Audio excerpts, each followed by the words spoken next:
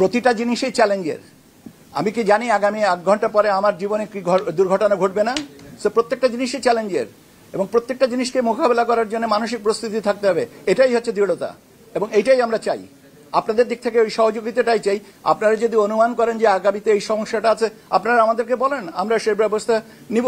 কিন্তু আমি না জেনে বাতাসের সাথে তলোয়ার চালানো যায় না। পরিস্থিতি আসবে, পরিস্থিতি মোকাবেলা করতে হবে, ওটাই চ্যালেঞ্জ। এবং ওইটার জন্য মানসিকভাবে যে দৃঢ়তা থাকার দরকার, আল্লাহর মেহেরবানিতে আমাদের সবারই সেই দৃঢ়তা আছে, আপনাদেরও আছে, আমাদেরও আছে। Existing law and order situation এটা স্বরাষ্ট্র মন্ত্রণালয়ের বিষয়। আমাদের বিষয়টা হচ্ছে যে নির্বাচন সংক্রান্ত কার্যক্রম এগিয়ে নিয়ে যাওয়া।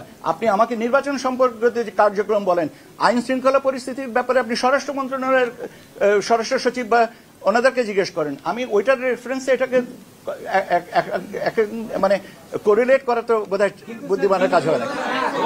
আস্তে আস্তে আস্তে আস্তে সিসি ক্যামেরার বিষয়টা বডি ক্যামেরার বিষয়টা স্বরাষ্ট্র মন্ত্রণালয়ের ব্যাপার।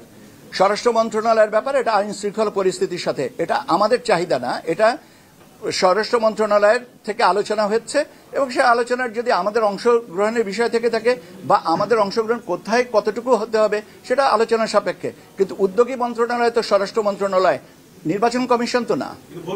এটা তো ভোট কেন্দ্রের সিসি ক্যামেরা থাকা লাগবে কি লাগবে না, এটা নির্ভর করতেছে তো স্বরাষ্ট্র মন্ত্রণালয়ের অনুমানের উপরে। আমরা তো চাইবো যে সুষ্ঠু শান্তিপূর্ণভাবে ভোট গ্রহণ হোক এবং ভোট মানুষ দিতে আসবেন স্বতঃস্ফূর্তভাবে আনন্দমুখর পরিস্থিতিতে। আমরা তার জন্য অংশীজন হিসেবে যে স্বরাষ্ট্র মন্ত্রণালয় মনে করে যেটা করতে হবে অবশ্যই তারা করবে এবং সেখানে আমাদের যা সহযোগিতা লাগবে আমরা করব।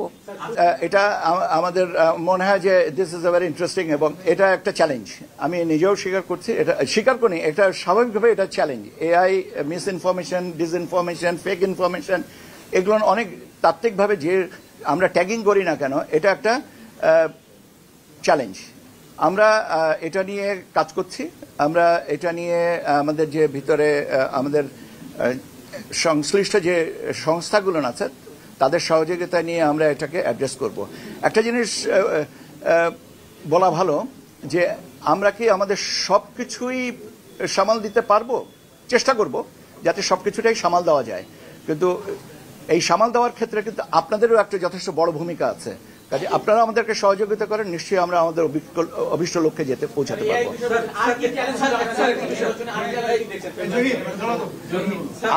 আর চ্যালেঞ্জ হচ্ছে আপনি যে নিশ্চিন্তে ভোট দিতে যাচ্ছেন এবং আপনাকে আমরা উৎসাহিত করতে পারছি।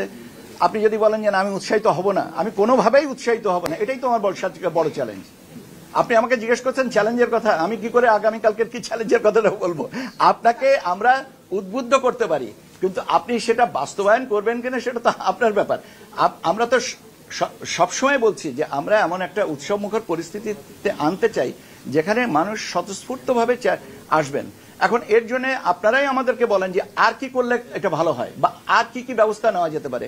অবশ্যই আপনাদের সাথে যখন আলোচনা করব তখন আপনারা এটা বলার সুযোগ পাবেন।